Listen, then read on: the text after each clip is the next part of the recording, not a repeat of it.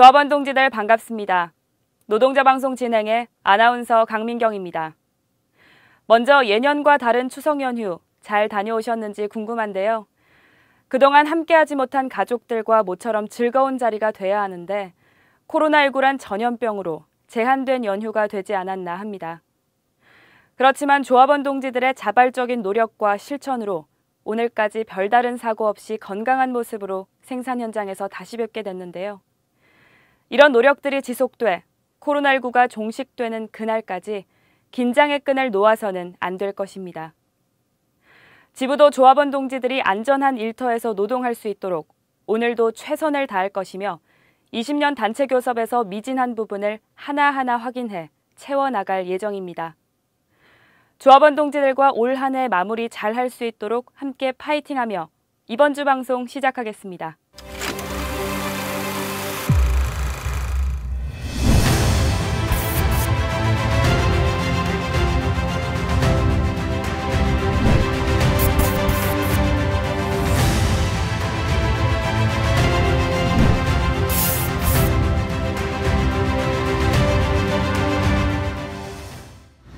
저는 노동조합이 정의의 관점, 평등의 관점, 분배의 관점을 바로 세우지 않으면 저는 고립된다고 봅니다.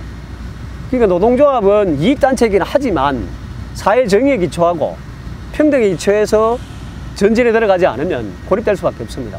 현대자동차 노동조합이 기종노조로 지적받고 사회적으로 지탄받는 데는 100%는 아니지만 저는 일정 부분 우리 스스로의 책임도 있다고 봅니다. 현대자동차 노조는 최근 5년간 해마다 파업을 통해 연봉을 올렸습니다. 심지어 올해는 77일째 역대 최장기간 파업을 하고 있습니다. 현대차도 2조 9천억 원의 매출 피해를 보고 있습니다.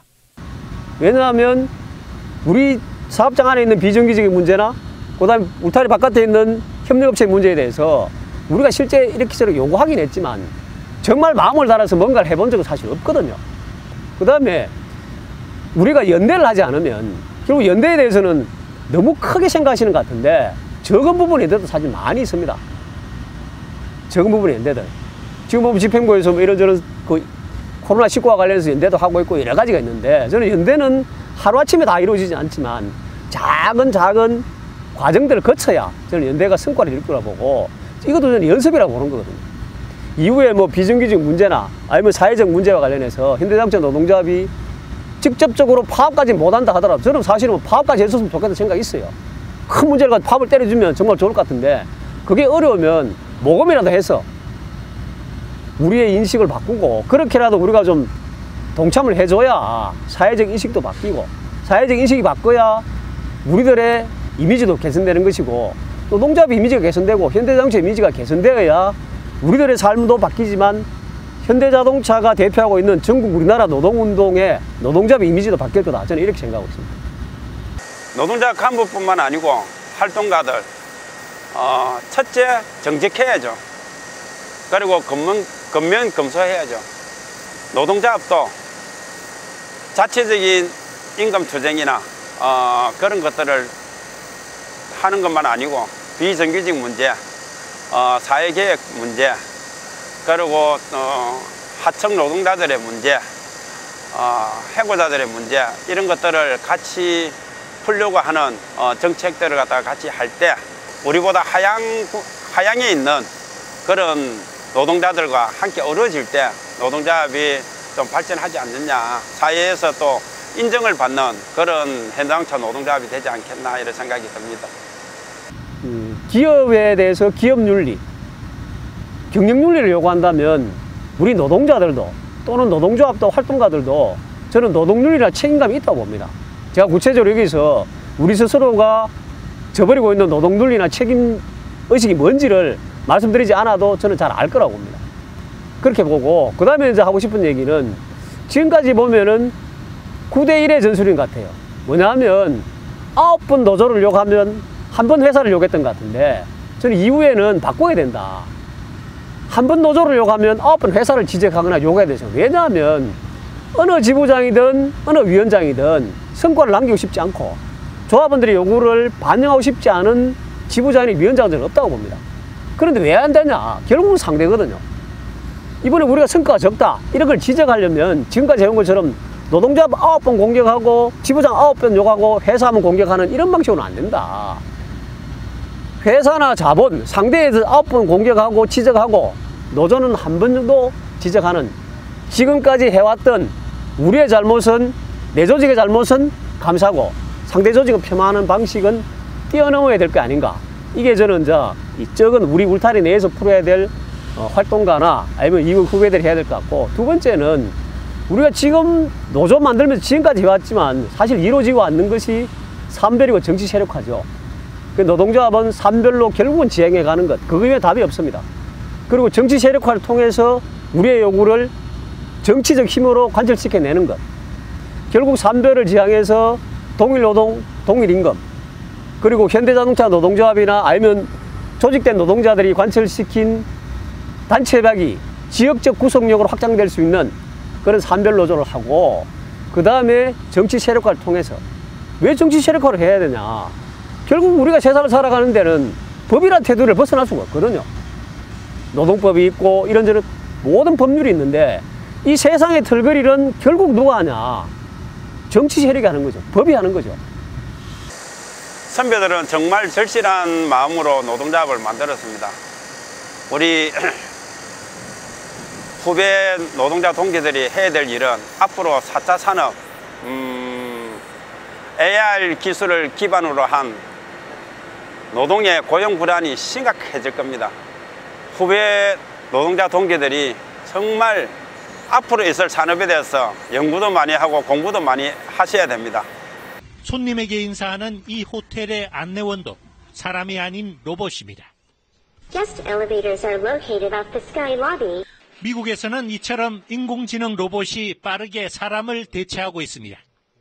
이러다 보니 호텔과 식당에서 일하던 노동자들은 로봇이 일자리를 뺏어간다며 파업하는 일도 벌어졌습니다.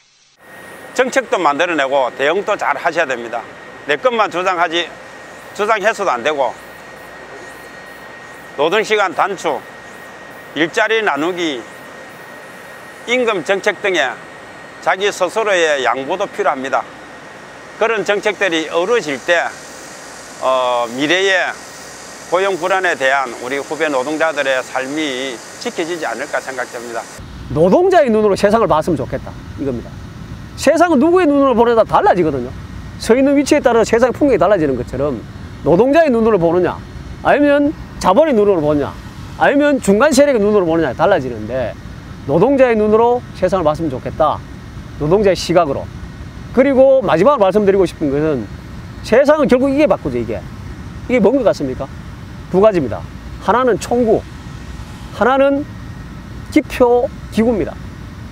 그러니까 옛날 방식처럼 총으로 무력으로 세상을 바꾸기 어려우니, 자, 기표 기구를 통해서, 투표를 통해서 세상을 바꿔야 됩니다.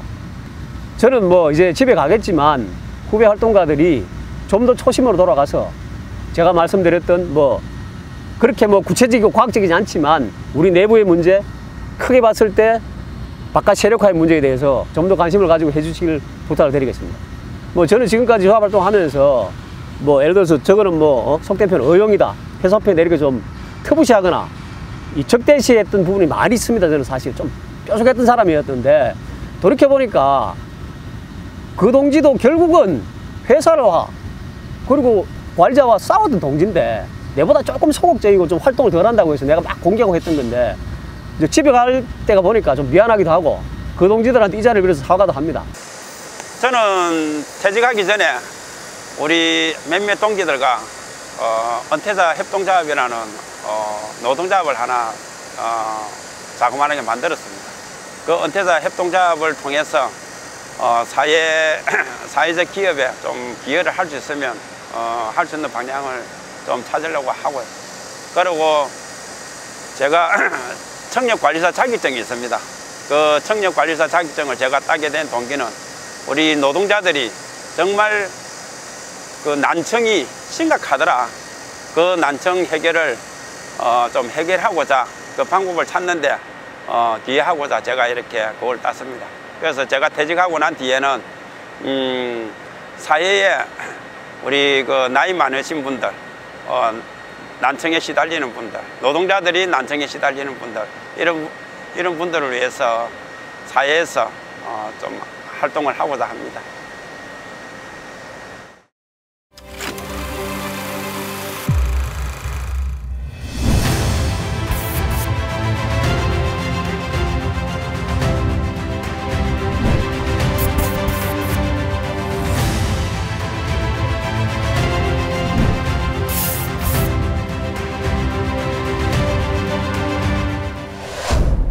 지난주부터 다큐멘터리 강제징용 노동자의 아픔을 기억하다 편이 방영되고 있는데요.